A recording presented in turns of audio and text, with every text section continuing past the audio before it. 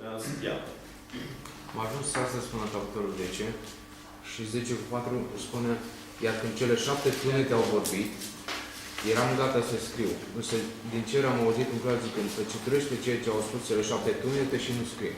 Până acum Ioan îi se spune scrie și acum îi se spune că citește și nu mai scrie. Din ce cauză? Why John is told now not to write? Repeatedly in the book he has to write. And now when he really wants to write down what he sees, 10:4. he is told, seal what the 7 thunders are saying, and do not write what they are saying. Yeah, that's a puzzling text.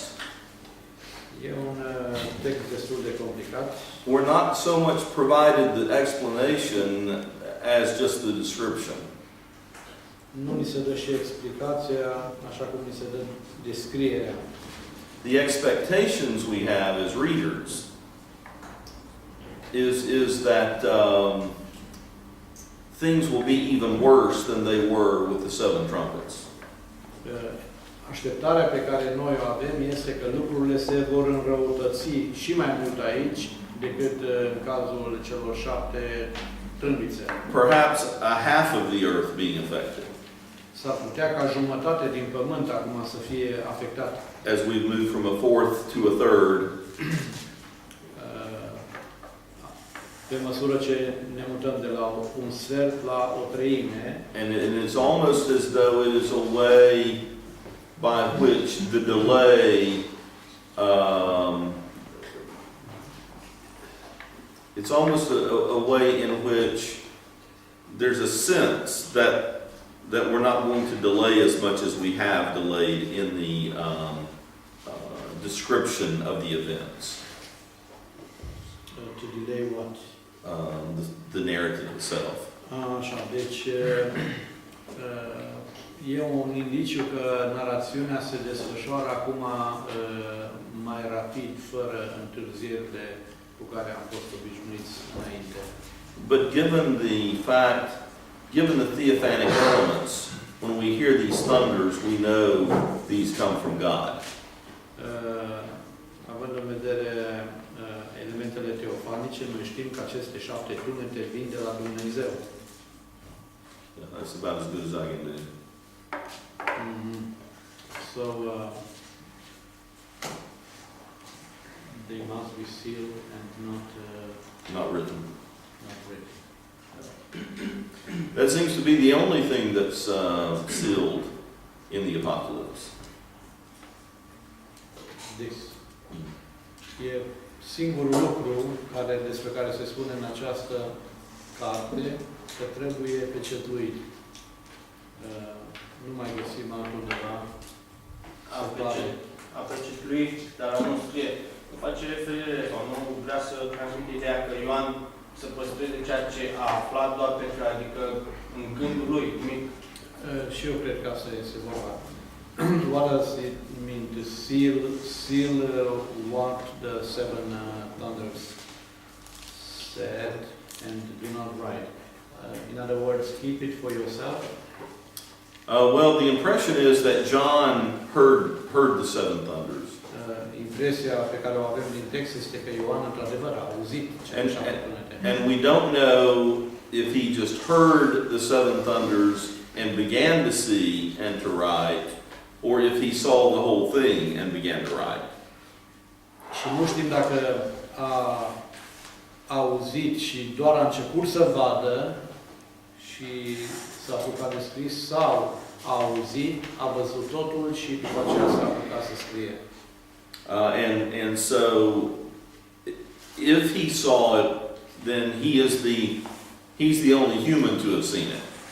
Dacă au și văzut acele lucruri care se întâmplau, atunci este singura ființă umană care a și văzut ceea ce se întâmplă.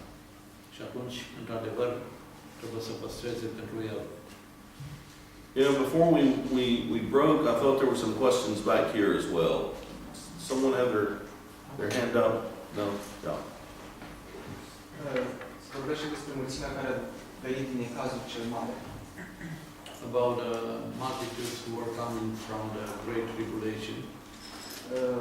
Dar ce referire face exact Ioan, sau cel puțin îngerul care îi spune că mulțimea vine din necazul cel mare? Necazul cel mare exact la ce... What is the Great Tribulation referring to? Well, again, we're not really clear. It's not really clear. Nu este clar. The best thing that we can determine is to see how tribulation has functioned to this point in the narrative. Ceea ce putem însă face este să luăm narațiunea de la capăt și să vedem cum funcționează cuvântul tribulation, adică necaz. And the impression we get the impression we get is that they have suffered because of their faithful witness. Și impresia este că ei au suferit datorită mărturiei credincioase a lor. And the imagery of great tribulation brings intensity to those expectations. Și imaginea aceasta a necazului aduce intensitate în ce privește așteptările lor, în așteptările lor cu privire la narațiune. But what we often have in the Apocalypse, Vorba de cititori. what we often have in the Apocalypse Ceea ce deseori avem în Apocalipsa is side by side, este că sitting side by side, că stau alăturea are the punishments of God atât pedepsele lui Dumnezeu upon the world, the judgments of God upon the world, asupra lumii, deci judecata lui Dumnezeu asupra lumii, and the persecution by the world of God's people. și persecuția din partea lumii, persecutarea poporului lui Dumnezeu. And though to this point we have not seen a lot in, well, Și până acum nu am văzut, we haven't seen a I would, lot. I would say that what we've seen to this point would be tied to 6, 9 through 11. Și ceea ce am văzut până acum este asociat sau legat de capitolul 6 de la 9 la 11. But throughout the book it's difficult to tell how comprehensive some of these scenes are. Însă este greu de apreciat cât de cuprinzătoare sunt aceste scene. Because when you think about chapter 5, the way chapter 5 ends, Pentru că dacă te gândești cum se încheie capitolul 5, you wonder what else there is. te întrebi ce ar mai putea urma după aceea. Every creature in the universe is praising the Lamb. Toate creaturile din univers laudă pe Mielul. So where do we go from there? Unde mai mergi de aici încolo?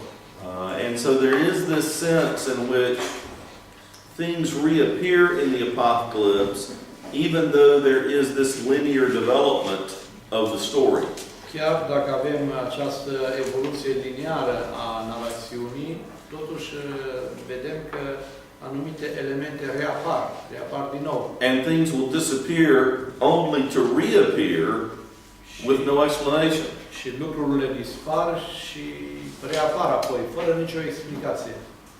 You know, all the grass seems to have been burned up at one point. Toată arama, the grass, Grass. the grass. Toată iarba arde la un moment dat. And then in one of the next visions it says, don't harm the grass. Și apoi în una dintre următoarele vedenii se spune lui nu ardeți, nu nimiciți iarba. And I mean the grass that cows eat, not that hippies smoke. Și mă refer la iarba care mănâncă vitele, nu la cea. Maybe all the grass did burn up. Cea care e folosită ca, știu eu, marihuana sau. But what keeps us from thinking that those are just circular Deci lucrurile și evenimentele sunt circulare. all of them describing the same set of events, toate descriu același set de evenimente. is that linear development. Avem o evoluție lineară Where the theophanic elements increase in intensity, unde elementele teofanice cresc în intensitate which keeps us moving linearly. și ne dă această mișcare lineară. Noi care urmărim narațiunea mergem împreună cu ea linear, Even though there are certain kind of cyclical dimensions to the text. deși există anumite dimensiuni circulare ale textului. Cu alte cuvinte, ne mutăm cam așa. I've sometimes wondered if trying to conceive the apocalypse in 3 dimensions is a better way of trying to interpret the Uneori text. m-am întrebat, oare nu ar fi bine ca să vedem Apocalipsa, realitatea din Apocalipsa în 3 dimensiuni? Because of Imagine în 3 dimensiuni. those kind of dialectical messages we get. Tocmai datorită acestor mesaje dialectice pe care le obținem din text. So, I think he pointed with his question to a certain period of 3 years and a half, things like that. Se referă la o perioadă de 3 ani și jumătate de... Nu neapărat When he asked what would be the great revelation. Well, we don't know from the apocalypse. Din Apocalipsa nu știm. The 3.5 years stuff seems to come later in the apocalypse. Deci acesta apare mai târziu în Apocalipsa. So is this a vision of, is this stating things as though that has been completed? E oarecum aici o menționare mai sumară a ceea ce va fi explicat mai pendelete mai târziu, nu știm. And I think is an example of the way that we take these schemes and then try to fit the text of Revelation into the scheme rather than following the text along. Ceea ce greșesc mulți când încearcă să înțeleagă Apocalipsa este că ei își formează o diagramă a lor și atunci caută versete din Apocalipsa să se potrivească pe diagrama lor, în loc să meargă împreună cu textul Apocalipsei și să lase textul să... Dacă nu cumva aceste capitole este o vedere de sus sau lucruri ce are să se întâmple, iar următoarele capitole, când vorbesc despre trâmbițe, să fie de fapt exact ceea ce urma să se întâmple. Vedere de sus și pe urmă focalizarea pe necaz sau ceea ce urma. Yeah, I was wondering if this is not somehow a description from above, and later on you get focusing in detail on It could be. later on when the book discusses about The tribulation. beast, yeah. Though I don't think the word tribulation is used later on. It may be, but I don't recall Se that. pare că nu e De vedere imediat ce se descriu toate lucrurile respective de care Yeah. It's something I'm still thinking about. E ceva la care o să mă gândesc. You know, one of the challenges is to figure out how these interludes function. E iarăși provocator să vezi felul în care funcționează aceste interluduri, porțiuni de interludiu. I mean, one of the ways is to try to read the interludes together. Și există o modalitate de a citi împreună aceste porțiuni de interludiu. Even that's one of the great things about the apocalypse, is it just continues to be intriguing. Caracteristica Apocalipsei este că avem în permanență caracterul acesta intrigant al ei. În continuu, dar de ceva care este intrigant. Era în legătură cu tot cu necazul și asta. Okay, no, please, no longer. Yeah. Oh. His question Did was you the have same. other questions? Was the same. Okay, it's good to have our president back with us.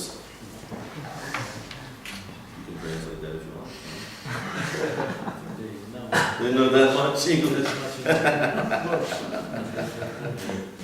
Well, before we broke, we were doing a sort of a rapid read through chapters 6 through 9. And what I want us to begin to do at this point is just to note a couple of things about 10 and move into the conversation about the two witnesses. Până acum, până la pauza trecută, am făcut citirea capitolului 6-9 și acum vrem în capitolul 10 să intrăm în niște amănunte. John experiences a mighty angel Ioan are această întâlnire cu un înger puternic who almost looks divine. care aproape arată ca o ființă divină. His face looks like the face of God. Fața lui arată ca fața lui Dumnezeu. His face is as the sun. Și ca soarele. He has in his hand an open book. Are în mână o carte deschisă. John is instructed to eat this book. Lui Ioan îi se spune să mănânce această carte. And then he is told that it is necessary for him to prophesy again. Și apoi îi se spune că trebuie să prorocească din nou. To peoples and nations and tongues and kings. Oamenilor, națiunilor, oamenilor de diferite limbi și regilor. Obviously, very prophetic kind of imagery. Avem aici o imagine foarte profetică. Where prophets are instructed to eat the scroll. Mai sunt cazuri când profeților li se cere să mănânce surul. And again, remembering not to pay attention to the chapter divisions. Nu ar trebui nici aici să acordăm atenție diviziunii pe capitole. We immediately move into chapter 11. Imediat intrăm în capitolul 11. And John is given this measuring rod. Și ni se dă acest etalon de măsură. And as we're never told that he goes about doing what he is told to do. Această trestie. Niciodată nu ni se spune ce are de făcut. He's told to measure the neon of God, the temple of God. Lui se spune că trebuie să măsoare acest neon al lui Dumnezeu, adică templu. The altar and all the worshipers. Altarul și cei care se închină și pe cei care se închină.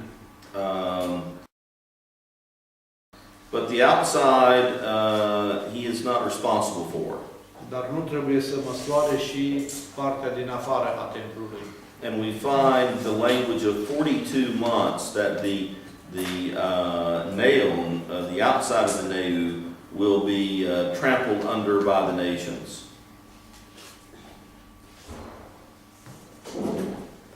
Vor fi 42 de luni în care neamurile vor călca în picioare cetatea. And we move immediately then to the prophesying, the two prophets. Apoi, textul, narațiunea se îndreaptă către cei doi martori.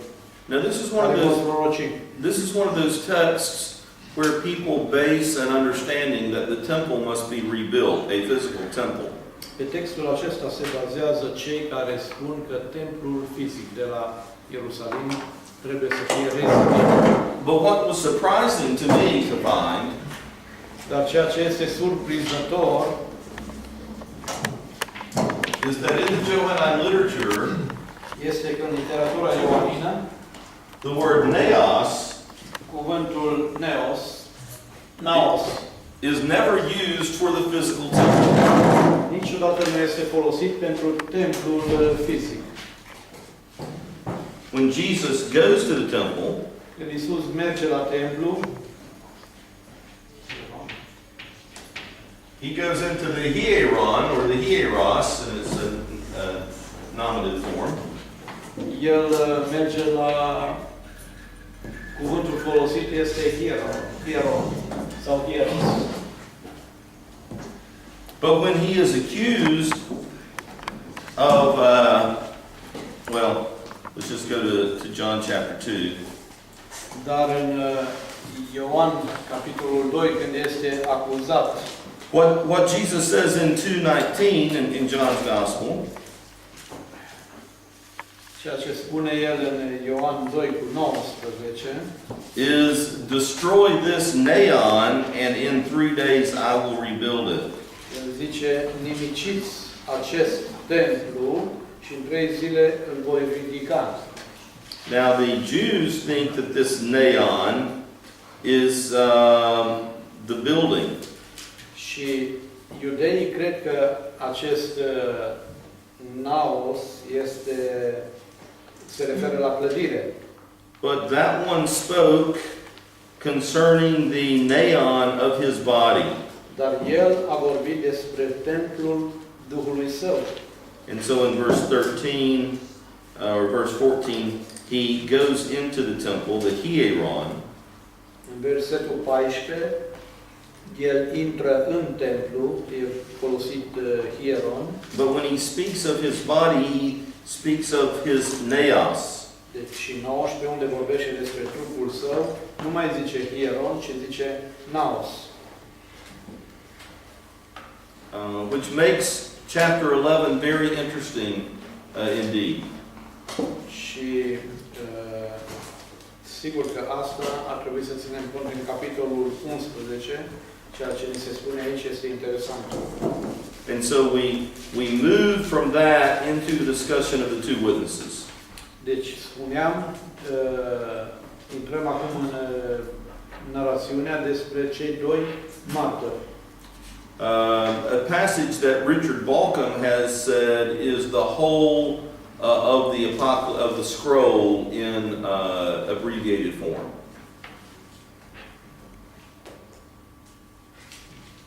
Chapter 11. Is he referring to what? Chapter 11, verse 4 through 14, he says, is the whole of the scroll in abbreviated form. Richard Balcom spune că porțiunea din capitolul 11, de la 4 la 14, este de fapt conținutul întregului sul, dar într-o formă condensată. And so, why don't we spend some time in dialogue about this passage? Haideți să trecem acum dialogând asupra acestui pasaj. And we will begin with volunteers. Și vom începe cu voluntari. And move to the draft. Și după aceea ne move to the draft. To the... You draft people into the military. That's how okay, that kind of... Yeah, și dacă nu găsim voluntari, atunci recrutăm noi, recrutăm. Yes. Cei doi martori sau profesori care sunt descriși în Apocalipsa 11 sunt trimiși de Dumnezeu din cer sau vin dintre sfinți, dintre sfințile pe pământ, dintre biserici? The two witnesses, are they coming from heaven or are they coming from among the saints on earth? They seem to be very closely tied to the saints on earth. Se pare că sunt legați de sfinții de pe pământ. In fact, they seem to be in some ways representative of the whole church. Ei par să reprezinte întreaga biserică. You know, as you remember in 1:9 through 20. Vă aduceți aminte de pasajul capitolul 1 de la 9 la 20. That intertextual vision of Jesus. De acea vedenie intertextuală a lui Isus. We get a similar view here of these two witnesses. Opiniile sunt împărțite aici cu privire la cei doi martori. They look like Moses, Elijah, other of God's prophets. Ei arată ca Moise, Ilie, alți profeți. They are almost prophets to the second power. Sunt profeți de mâna a doua.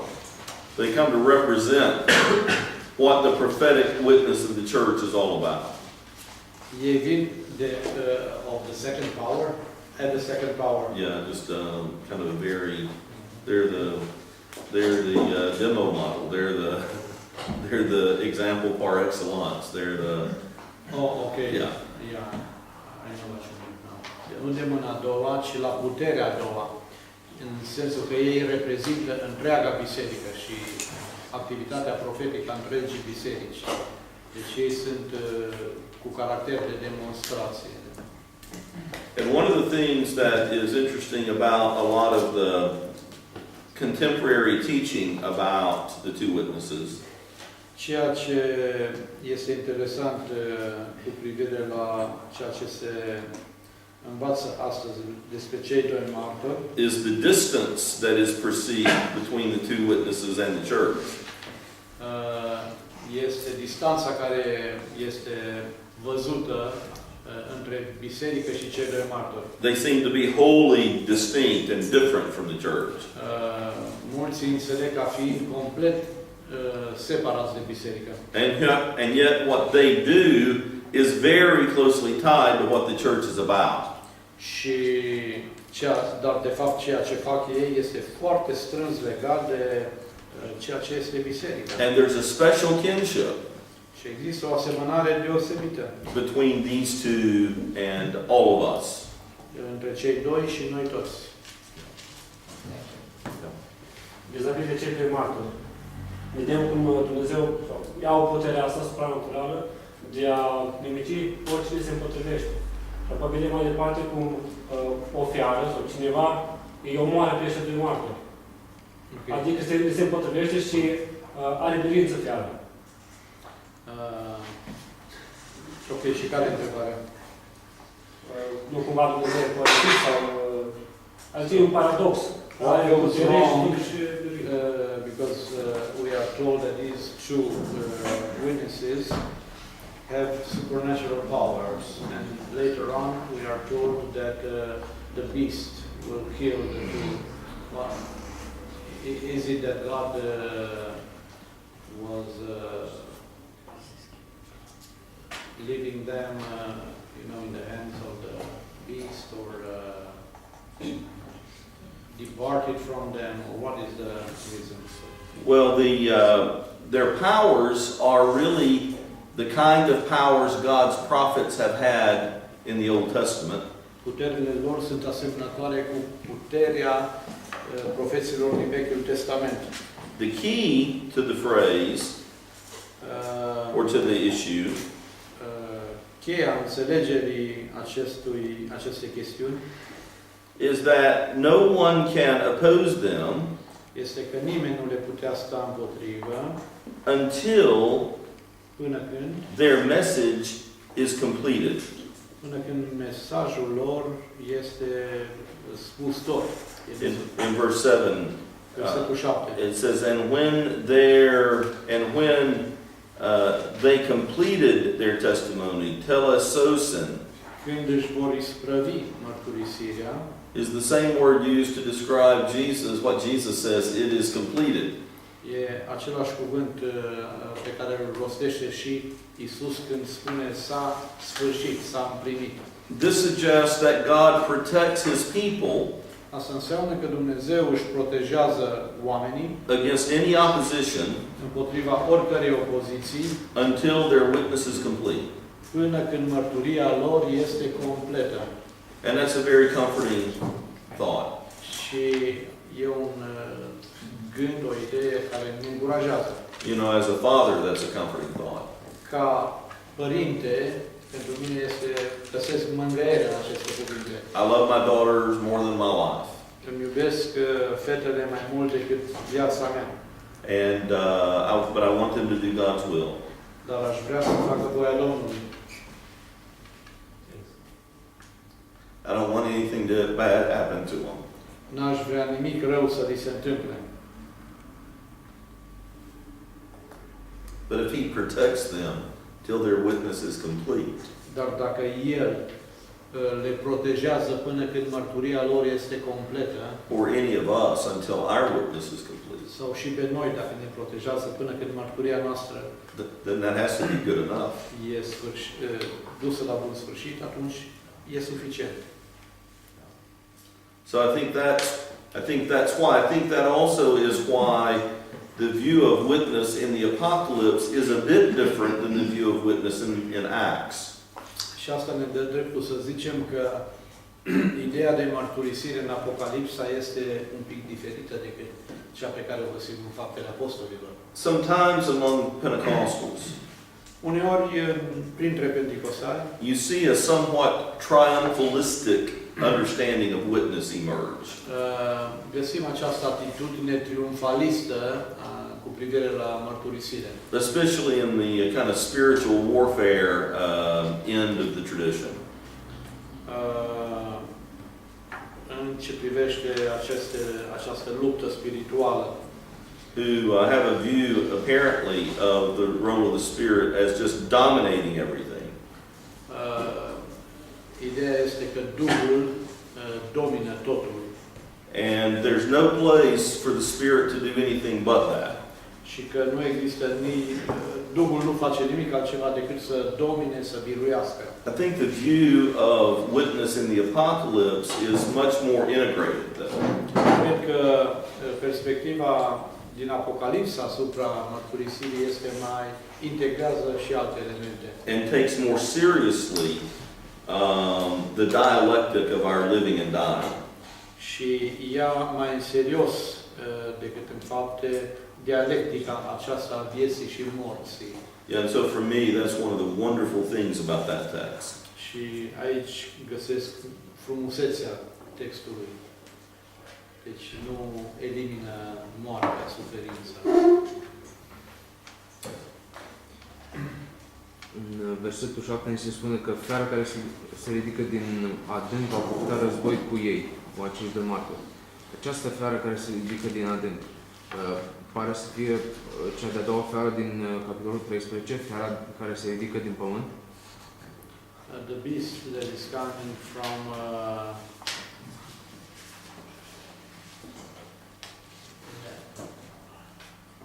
it's not a grave, it's from The abyss. abyss, yeah. Is it the same with the beast in chapter 13? It seems to be. It seems to be. Pare să fie aceeași. Even though the beast in 13 will be said to come from the sea. Deși în 13 se spune că din mare este. We seem to have a preview of the beast here. Pare să avem aici un preview, un fel de vedere anticipată. In fact, we might say, Iar acolo mi se explică în detaliu. in fact, we might say that the content of 11:4 through 11 Am putea să spunem acest pasaj 11 cu 4 până la 11 gets blown up into a much bigger section in 12 through 14, especially with 13, where we find out much more about the E ca beast. și la icoana de pe computer. Apeși pe această icoană de la 11 la 4 la 11 și se deschide o altă icoană mai mare, capitolele 12-14, cu accent pe capitolul 13. Alex? Am găsit unul interesant și acum zice aici în 11:9 că după ce sunt uciși cei doi martori, oameni din orice limbă, din orice noroc și din orice seminție, le vor privi trupurile moarte timp de 3 zile și jumătate. Și întrebarea este, a vorbit Ioan despre apariția televiziunii, pentru că nu are cum orice om, orice națiune și orice popor să vadă timp de 3 zile și jumătate doi martori uciși, doi oameni uciși într-un colț izolat al lumii. E o hiperbolă. Now, the question is,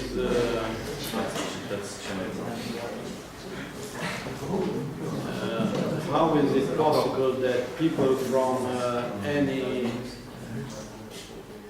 any tribe, any language, any, what is it in English? Verse 9. To see the bodies of the two dead witnesses for 3 days and a half. How is that possible physically, you know? Are we speaking about something similar to television? Well, this appears to, well, we should begin by saying, how does the great city function? Cum funcționează, trebuie să ne întrebăm, Marea Cetate? There's a sense in which the great city is the world. Sensul este că Marea Cetate, Cetatea cea mare, este lumea. It's the international city. E o cetate internațională. But in the spirit, the identity of the spirit, the city, is Sodom and Egypt and where their Lord was crucified. Dar în sens spiritual, identitatea cetății este Sodoma, Egiptul și locul în care Domnul lor a fost crucificat. And notice it's called this pneumatikos. Este The great city is pneumatically understood as Egypt, Sodom, and the place where their Lord Ni was s-a spus crucified. mai devreme că Marea Cetate, în sens spiritual, pneumatikos este termenul, este înțeleasă ca Egipt, Babilon sau ce era? Sodoma, Egipt și... The emphasis of this passage really is upon the complete and universal humiliation of the two witnesses. Accentul cade aici pe umilirea universală și completă, totală a celor doi martori. To be denied burial Faptul că li s-a refuzat să fie îngropați. in the ancient world was the ultimate humiliation. A nu îngropa pe cineva în lumea antică era And umilirea cea mai mare. their humiliation is utter and complete because everyone sees it. Și umilirea lor, asta vrea să transmit textul, a fost umiliți până peste măsură, pentru că tot pământul a putut să îi vadă. Well, his question is about this detail. How could everyone see him? Well, I think it. Do we have a prophecy about television? He says.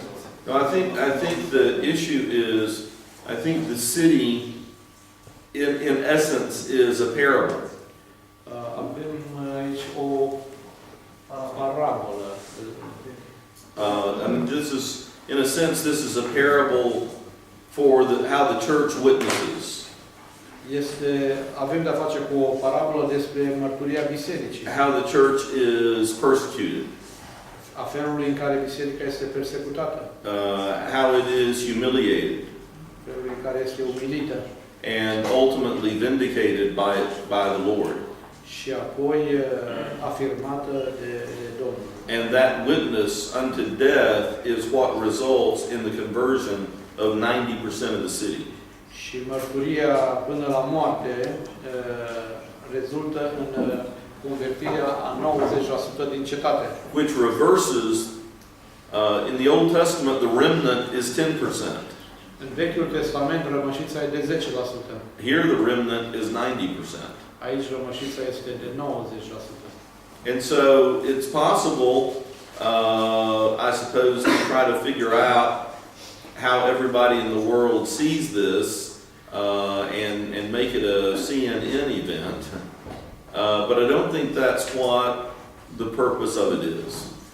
Da, înțeleg eu întrebarea, dar nu cred că scopul acestui pasaj este să ne spună cum reușesc toți locuitorii Pământului să vadă lucrul acesta.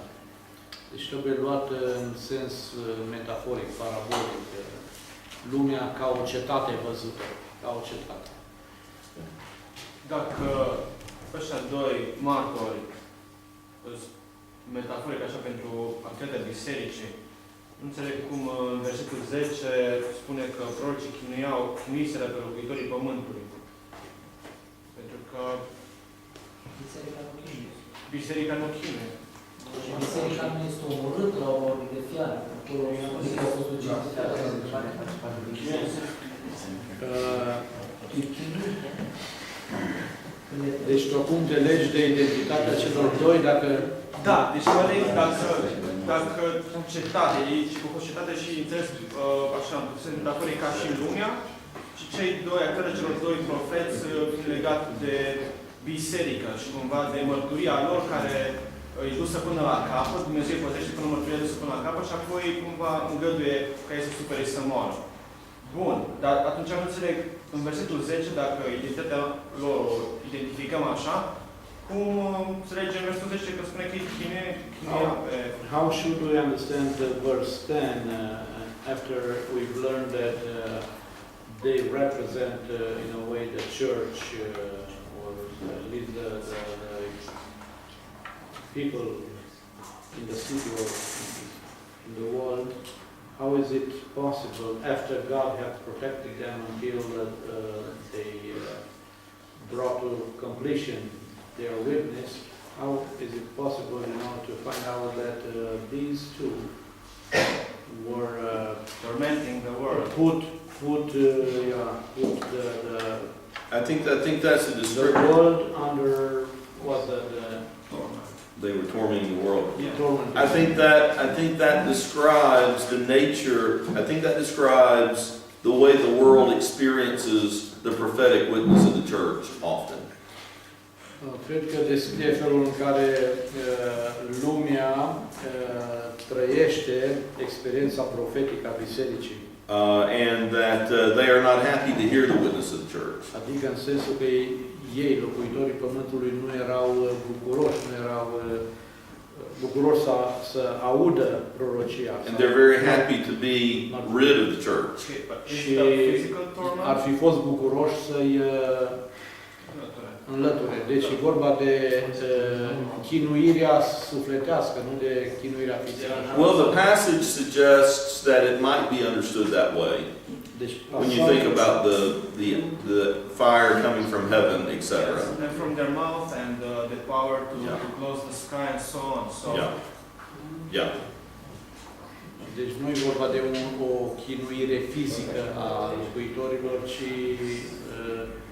e vorba de, în engleză, to torment și poate că și în greacă aici cuvântul, are și sensul de a chinui sufletește. Da, So it was the tormenting of the soul, not of the... Well, but it might include physical in that you get those emphases on fire from heaven. yes, S-ar putea să includă, pentru că sunt, zice aici, și referiri la foc din cer. And there have, obviously, we know that there have been confrontations between the church and the world in which God intervenes and punishes the persecutors. Există și conflicte între biserică și lume, conflicte în cadrul cărora Dumnezeu pedepsește pe prigonitor, adică pe cei din lume. Da, am spus înainte că chinuia lumea prin faptul că nu introducea lumii mesajul care îl aduceau profeții. So he understands that one way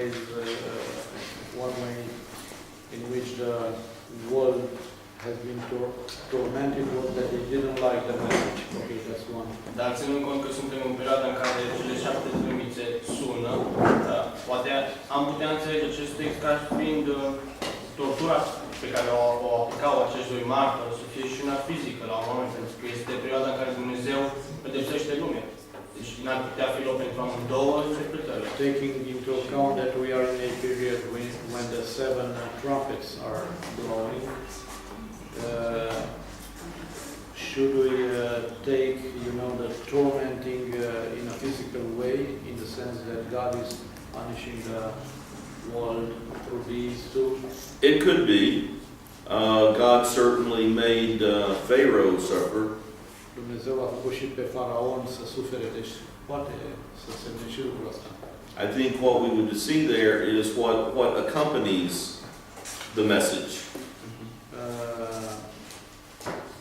Cred că ceea ce vedem aici este ceea ce însoțește mesajul. Because we have to deduce what they were prophesying. We're not told that explicitly. Nu ni se spune ce prorocesc anume, trebuie să deducem. Benjamin? După ce cei doi I'm glad to see the Benjamins back together, by the way. După ce cei doi martori sunt înălțați la cer, are loc un cutremur de pământ în care mor 7.000 de persoane. Versetul 13 spune că în urmă oamenii s-au îngrozit și au dat slavă lui Dumnezeu. Putem vorbi de o convertire a lor sau doar de o simplă recunoaștere a suveranității divine? Sau ca o scăpare. In verse 13, Yes? after the great earthquake, Yes? when the 10th part of the city is ruined Mm-hmm. and 7,000 people are destroyed, those who were left in the city gave glory to God. Can we speak here about a real conversion or this glory is an outcome of their fear and In the Apocalypse, giving glory to God is deemed genuine acts of worship. În Apocalipsa, de regulă, a da slavă lui Dumnezeu înseamnă o închinare autentică. And we can contrast their response Putem contrasta reacția lor to those we read about at the end of 9.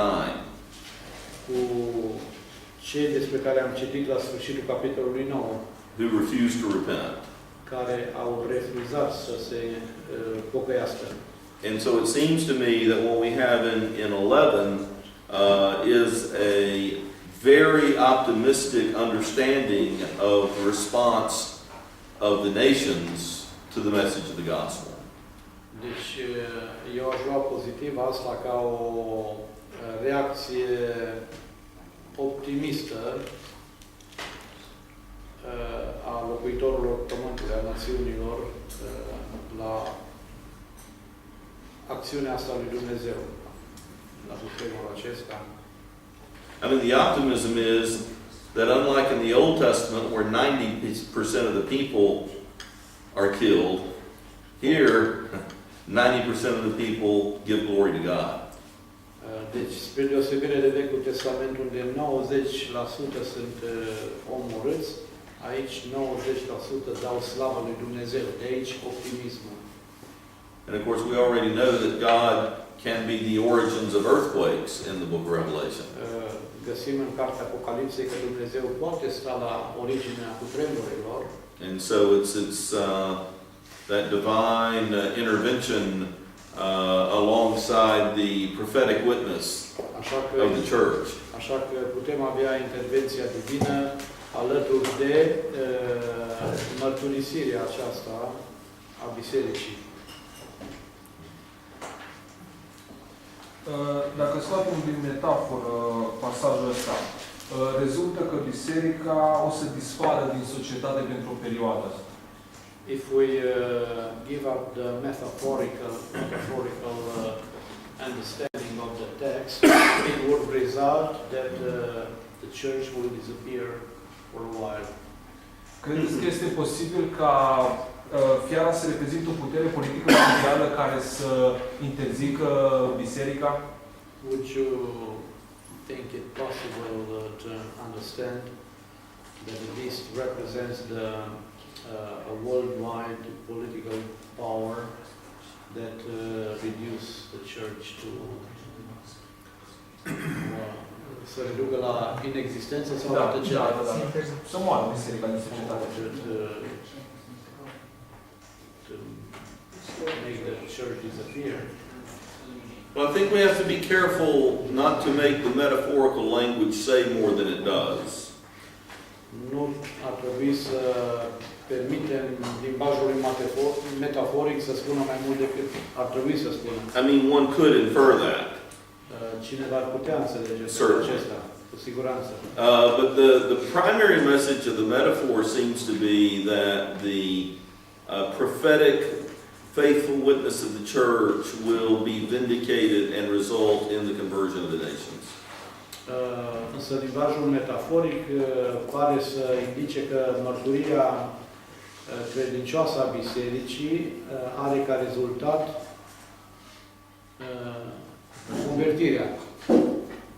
convertirea unui număr mare. And as for the beast, În ce privește fiara, we'll try to talk about him in a moment. vom discuta imediat. I'm happy to, by the way. Sunt bucuros să discut imediat după All right, aceste întrebări. other questions? Yes. În versetul 12, putem înțelege că e vorba de răpire, e vorba de nori, e vorba de înviere înainte. Are we talking here about rapture? Come up here. It was said, the text mentioned before the clouds, Da, încheierea mărturisirii, încheierea... the completion of the witness.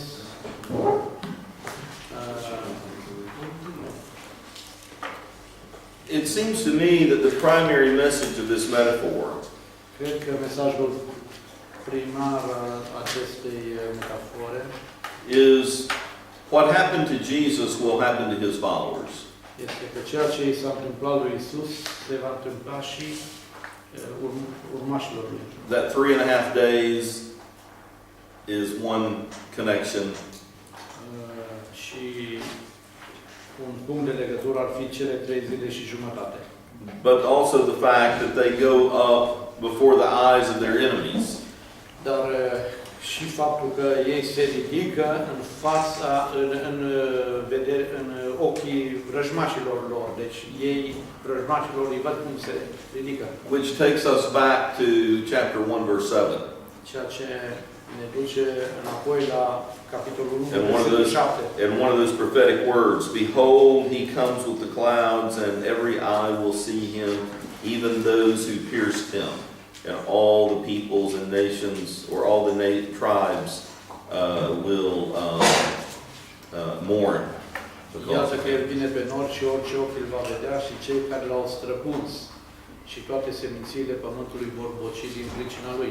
There seems to be the promise of the same vindication that their Lord received to those who follow him in faithful witness.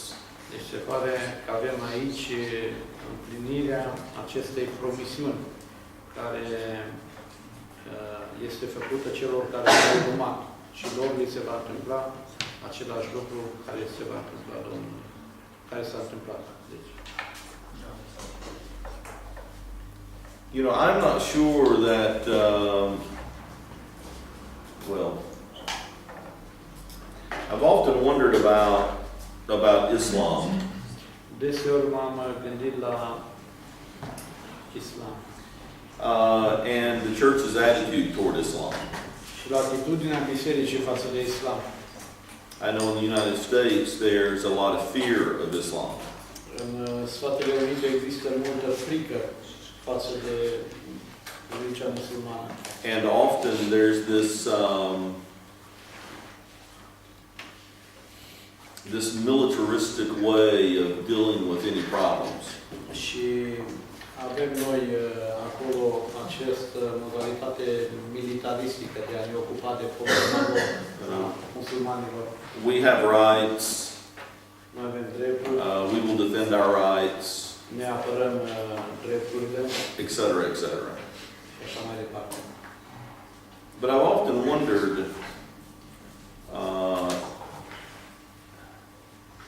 if the blood of the martyrs Deseori m-am întrebat dacă nu cumva sângele martirilor would result in the conversion of the Muslims.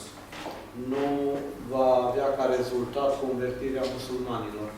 Do any of us love them enough to see their conversion? Îi iubim noi suficient ca să dorim convertirea lor? I think it's that kind of message that we get from the Apocalypse. Mesaj de genul acesta obținem din Apocalipsa. A witness unto death. ni se transmite din Apocalipsa, adică mesajul unei mărturii până la moarte. But none of us are attracted to that. Dar niciunul dintre noi I'm not attracted to that. pare să nu fie atras de dorința aceasta de a mărturisi până la moarte. I've not been in prison like your president has. Well, not for the faith. N-am fost închis cum a fost. Well, they don't know about it, so if I tell them, No, but that's a great I'll answer. become a hero. You will be a hero. A video translate what I just said about him. I have not ever been in prison like your president has. N-am fost în închisoare cum a fost președintele vostru, cum am fost eu, adică. Dar aici trebuie explicații. I don't presume I have a right to speak on such things. Nu consider că am dreptul să vorbesc asupra acestor lucruri. But I do think we're often very casual about our faith and the significance of our witness. Dar cred că suntem de multe ori foarte relaxați cu privire la credința noastră și mărturia noastră. I believe part of the power of the apocalypse, the message of the apocalypse is that there is power in the witness of God's people. Mesajul Apocalipsei este că există putere în mărturia poporului lui Dumnezeu. And that there could well be more people converted than we could ever dream possible. Și că ar putea să fie mult mai mulți oameni convertiți decât ne putem noi imagina. By our prophetic witness. Prin mărturia noastră profetică. Just a couple of words about 12 through 14, and then we'll talk about the beast. Câteva cuvinte despre capitolele 12-14 și apoi vorbim de fiară. 12 through 14 Capitolele 12-14 appears to be a telling of salvation history in cosmic terms. Pare să vorbească despre istoria mântuirii în termeni cosmici. We begin with the woman clothed with the sun. Începe cu o imaginea femeii învăluită în soare. Her conflict with the great red dragon. Conflictul ei cu balaurul cel mare. Her divine protection. Protecția divină de care a beneficiat. The dragon's persecution of her other children. Felul în care balaurul o persecută pe ea și pe copiii ei. We then have the two beasts from chapter 13. Apoi avem în capitolul 13 cele două fiare. We have a section devoted to the 144,000.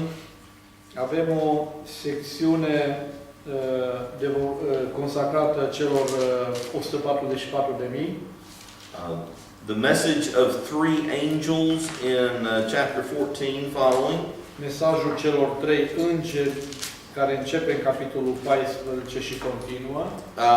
One who says very clearly in verse 7, fear God and give Him glory. Unul dintre ei zicea, temeți-vă de Dumnezeu și dați-i slavă. One that speaks in verse 8, Cel altul în versetul 8 fallen is Babylon the Great. spune, a căzut Babilonul, cetatea cea mare.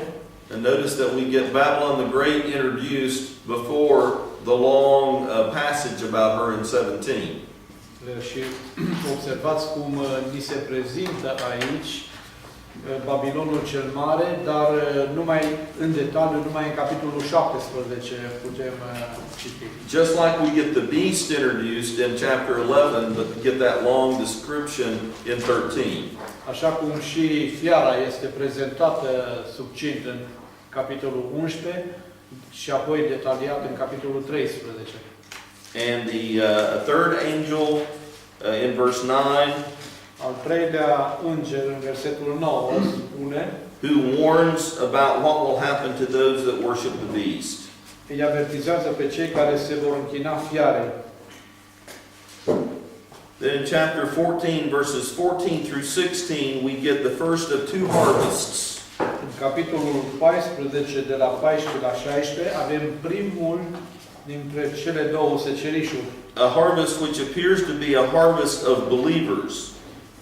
Pare să fie un seceriș al credincioșilor sau de credincioși. Followed by 17 through 20, a harvest which apparently is of unbelievers. Așa, seceriș al credincioșilor, iar de la versetul 17, un seceriș al celor necredincioși. So that's the kind of overview of 12 through 14. Aceasta este așa un rezumat al capitolelor 12-14. The woman clothed with the sun continually changes her identity before our eyes. Femeia învăluită în soare își schimbă în permanență identitatea în fața ochilor noștri. She seems to change from Eve to Israel, Ea se preschimbă din Eva în Israel, from Israel to the mother of Jesus, apoi de la Israel în mama lui Isus, from the mother of Jesus to the church. din mama lui Isus în biserică. Scholars who want to make a single identification seem to me to err by not paying attention to the complexity of these images. Acei comentatori care se referă la o singură identitate, când vorbesc de femeia aceasta, mi se pare că greșesc prin faptul că nu reușesc să vadă cele 4 ipostaze în care apare femeia. And to me, this is one of the most psychedelic images in the book.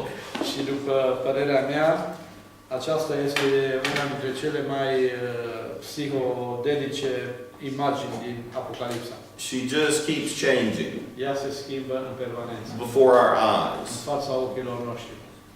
And her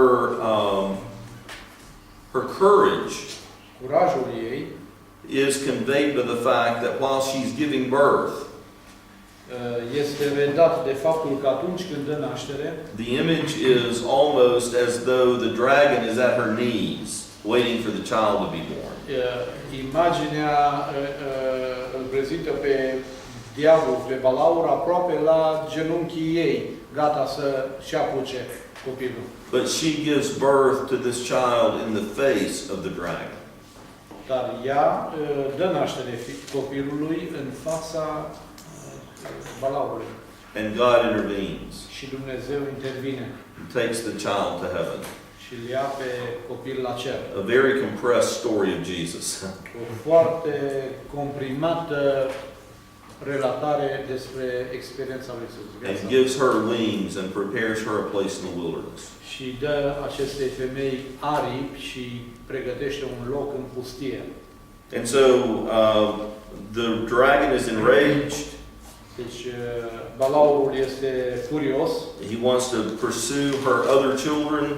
Vrea să urmărească pe ceilalți copii ai ei. And he stands upon the shore of the sea, Și el stă pe țărmul mării, apparently calling forth the beast. chemând, se pare, cea de-a patra fiară. The fourth beast.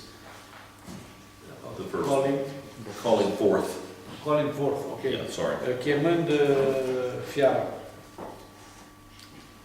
And that brings us to 13 then. Asta ne duce în capitolul 13. And part of what I had sent for you to be able to read was chapter 13. Deci, capitolul 13 v-am cerut să citiți. So let's have a conversation about 13. Să purtăm acum discuții pe capitolul 13. În 13 cu 11 ar fi cea de-a doua fiară, când cea care este din pământ. Mi se spune că avea 2 coarne ca de miel. Și Neseu, care vorbește despre asta, spune că este mult mai probabil ca cele 2 coarne să se referă la cei 2 martori profetici ai mielului, de cei din capitolul 11. Deci, ce legătură? In your essay, you speak about the horns of that looked like the horns of a lamb on the head of the beast that are identified. Cei de 2 martori, da. Yeah, could be identified as the 2 witnesses. As a parody of the two witnesses. Ca parodie. Deci eu afirm că sunt o parodie a celor. Parodia înseamnă o dedublare, dar ca într-o bătaie de joc, nu? Parodie. O batjocorire. O batjocorire, da. Okay, you've got God and the red dragon. Ai Dumnezeu și balaurul cel roșu de parte. The lamb who was slain and the beast who has one of his heads slain. Atunci ai pe mielul cel junghiat și ai fiara a cărui unul din capete a fost tăiat.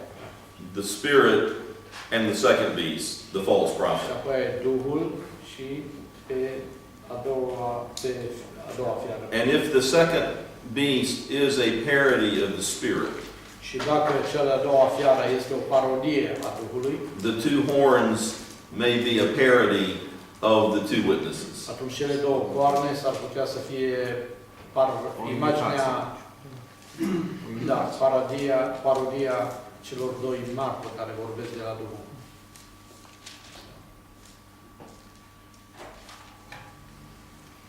Other questions or observations?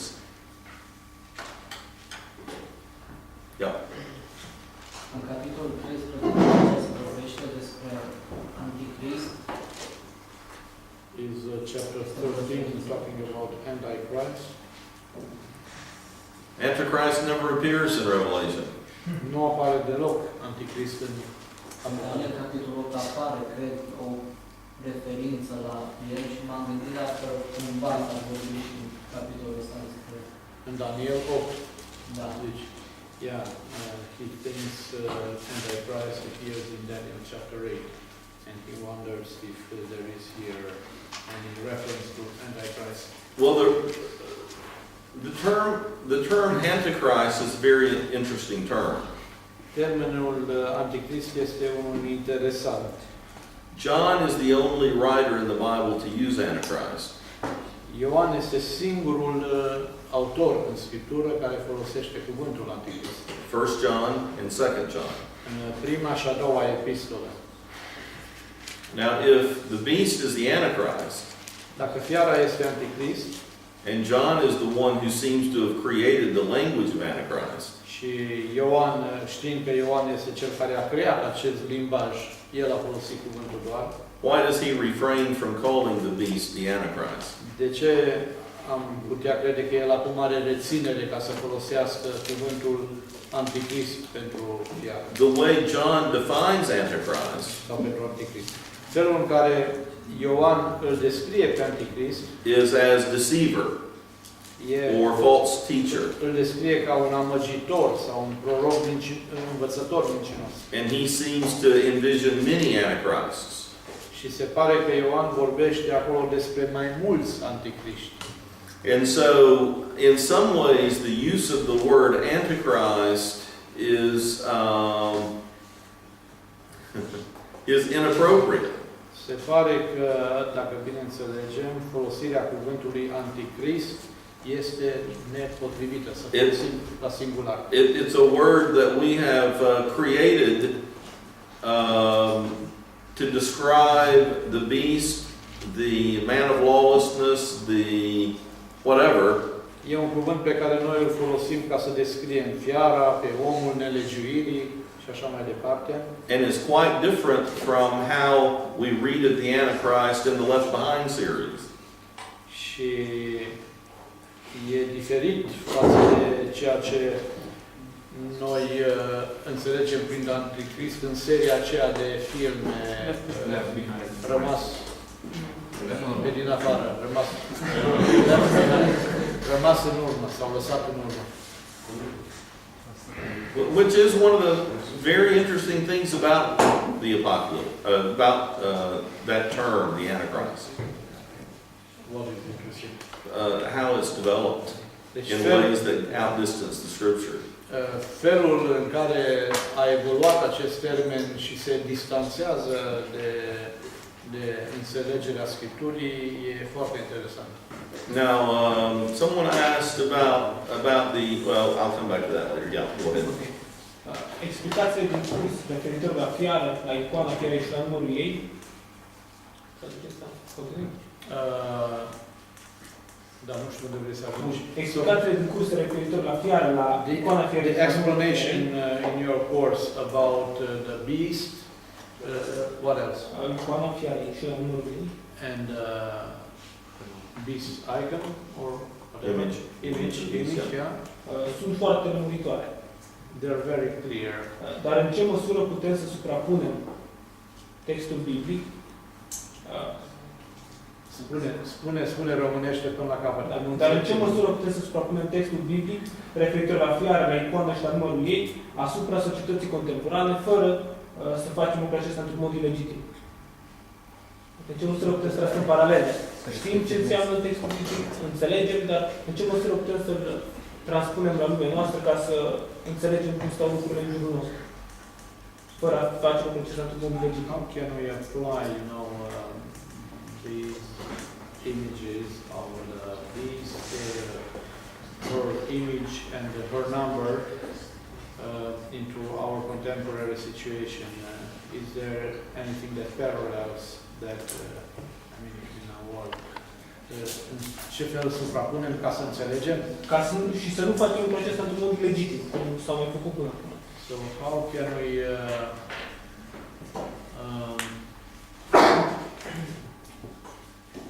how can we understand, this imagery without making the mistake of finding I think parallels that are not reflecting, I think one of the things that like the situation with the Antichrist. I think one of the things that comes out of the Apocalypse Cred că unul din lucrurile care reies din Apocalipsa is that it sensitizes us to beast-like qualities. Ne sensibilizează vis-a-vis de calități asemănătoare fiare that we see around us. pe care le vedem în jurul nostru. And I think that when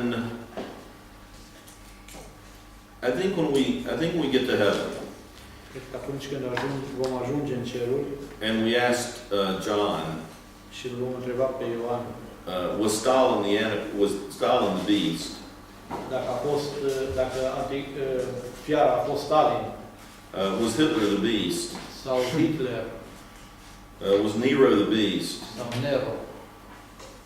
My impression is he will say, of course. Cred că s-ar putea să zică da.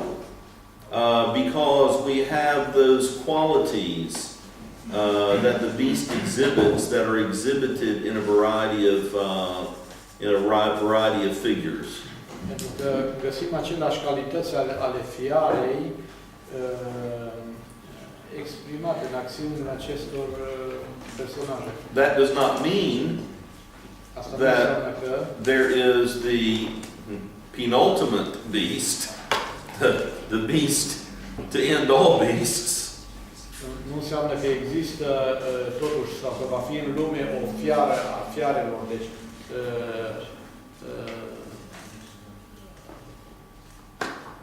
o figură care întruchipează toate fiara, sau să fie fiara propriu-zisă. But I think we spend so much time looking for the beast Dar noi cheltuim foarte mult timp pentru a găsi fiara cu F mare, that we are often oblivious to beastly ways încât nu reușim să vedem comportamentul fiarei that are all around us. pe care îl putem vedea peste tot în jurul nostru. For example, De exemplu, the temptation to worship power and money, tentația de a ne închina puterii și banului. which the beast controls. Tentație controlată de fiară. Sau Are those not beastly temptations Oare nu sunt acestea niște tentații caracteristice fiarei that we don't pay any attention to și nu prea le abordăm atenție, because we're waiting for the Antichrist? pentru că noi îl așteptăm pe Anticrist. And so I think discerning those qualities is very important for the church. Cred că discernerea acestor calități And, e importantă pentru biserică. and that the beast will take care of himself. Și fiara își va purta grija ei. I was once in a meeting at the Church of God General Offices. Am fost odată într-o întâlnire la sediul central al Bisericii lui Dumnezeu. It was during the first Gulf War. A fost în timpul primului război din Golf. And I somehow got on this committee Și am ajuns să fac și eu parte dintr-un comitet to come up with a response to what was going on all around us. care și-a propus să scrie un răspuns la tot ceea ce se întâmpla And one of the în America cu războiul. and one of the pastors said, I think we need to have a big patriotic rally. Și unul dintre pastori a zis, cred că ar trebui să avem un marș patriotic. And we need to identify Saddam Hussein as the Antichrist. Și că ar trebui să-l identificăm pe Saddam Hussein ca și anticrist. And I thought, good grief. Eu m-am gândit, Doamne, ai milă. I said, could I ask something? Și am zis, pot să întreb ceva? What if it turns out that Saddam's not the Antichrist? Ce am face noi dacă până la urmă am descoperit că Saddam Hussein nu este anticrist? Won't we lose all our credibility if we've come out and said that? Nu ne-am pierde toată credibilitatea de care ne bucurăm dacă facem lucrul acesta? And so help me, the pastor said, Și pastorul a spus, I didn't think about that. nu m-am gândit la asta. Well, you have to discern more than that, it seems to me. Trebuia să discernă mai mult, m-am gândit eu. Ar trebui să discernă mai mult decât... And so I guess I'm saying we can see the beast in certain characters. Deci putem să vedem în anumite personaje fiara.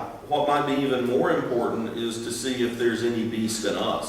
Poate că ar fi mai important să ne gândim, oare nu-i fiara chiar în noi? And how tempted we are to worship what the beast stands Și for. oare nu găsim în noi acea tentație de a ne închina? That's how I think of those things.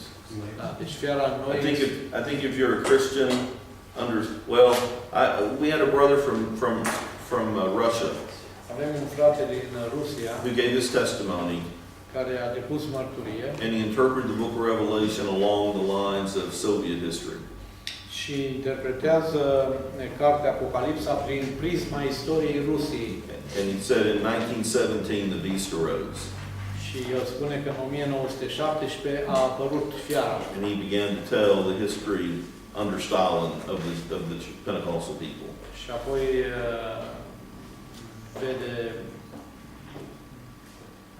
perioada bisericii din timpul lui Stalin. And there was something very real to me about his testimony. Și mi se părea foarte reală această mărturie a lui. More powerful than anything in the Left Behind series. Chiar mai puternică, mai reală decât găsim în serialul ăsta de filme Left Behind. And I couldn't quite figure out what it was. Și nu mi-am dat seama ce poate fi atât de captivant, de puternic. But I know now what I was feeling.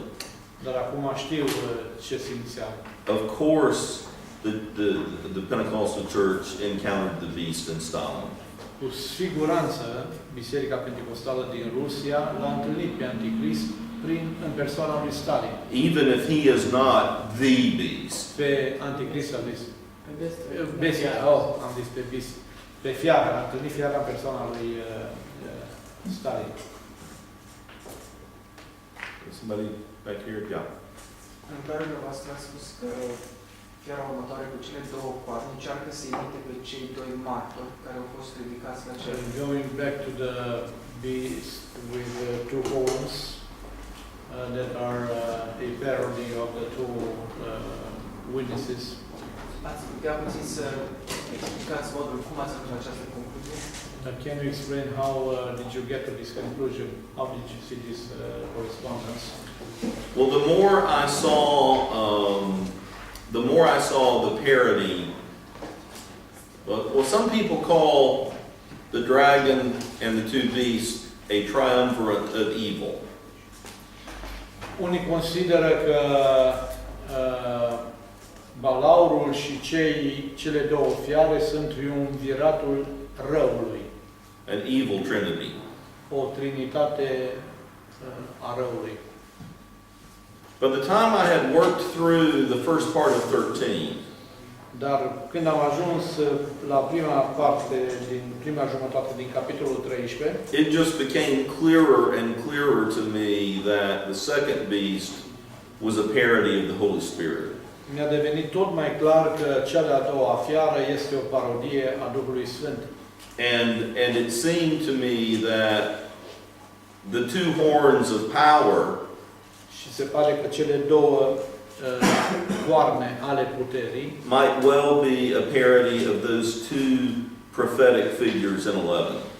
par să fie o parodie a celor doi profeți martori din capitolul 11. Because they were inspired by the Spirit. Pentru că ei erau inspirați de Duhul. Now, how certain am I of that identification? Cât de sigură este această identificare? I don't know. I'm just trying to find my way. Nu știu, cel puțin așa o pricep eu la. You know, I'm trying to discern those out, and it may not be, but it could be. It seems to me that there are connections. Not that just anything's possible, but it seems to me that there may be those connections. Mie așa mi se pare că există această conexiune. One more question today, and we will finish up and begin again tomorrow. O singură întrebare, după care încheiem și continuăm mâine. Versetul 7 zice așa: s-a dat să facă război cu sfinții și să-i biruie. Sfinții în sens de popor ales Israel sau sfinții cu sens de biserică? Când are loc războiul ăsta, doar întrebare? Înainte sau după răpire? So two questions in one. All right. The beast, is it verse 7 about the beast? The beast was given to make war with the saints and overcome them. First of all, who are the saints? Israel or the church? Secondly, when is the war taking place? Before or after the rapture? The saints seem to be God's people. Sfinții sunt poporul lui Dumnezeu. This transformed Israel.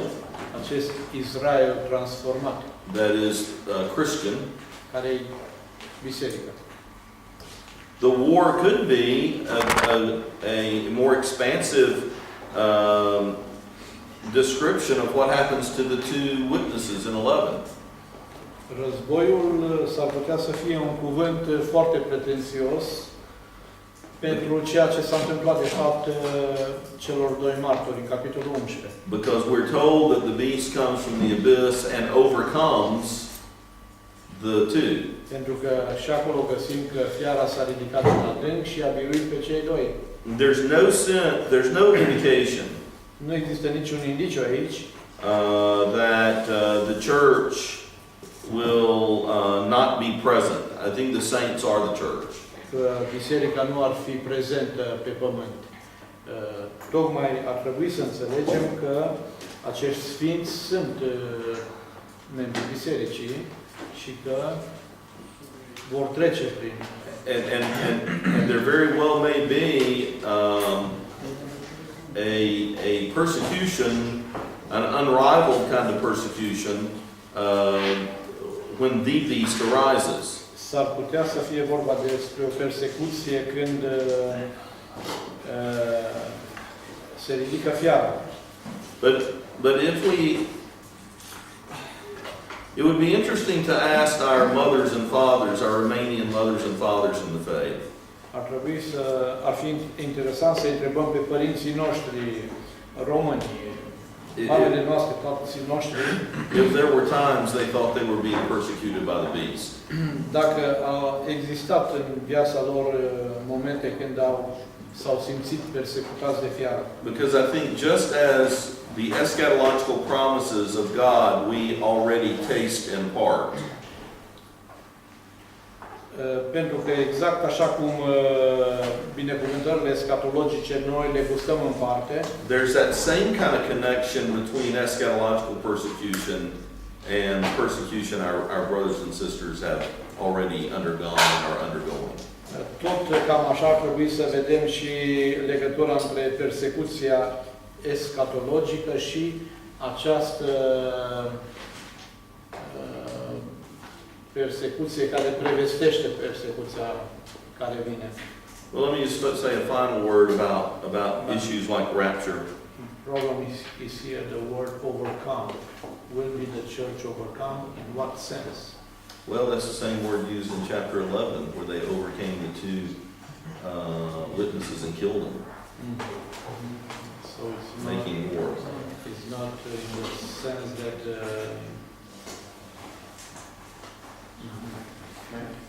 it's not in the sense that they will Obliterate, no, or destroy. destroy or bring the church to apostasy. That's right. That's correct. Yeah. Deci nu trebuie biruința, nu trebuie văzută ca nimicire, aducere în stare de apostazie, ci vorba de a birui fizic, a omorâ chiar pe creștini. Înțeles în sensul acesta, de a birui fizic, de a îi persecuta. Okay. Let me just say one other word about the return of Jesus.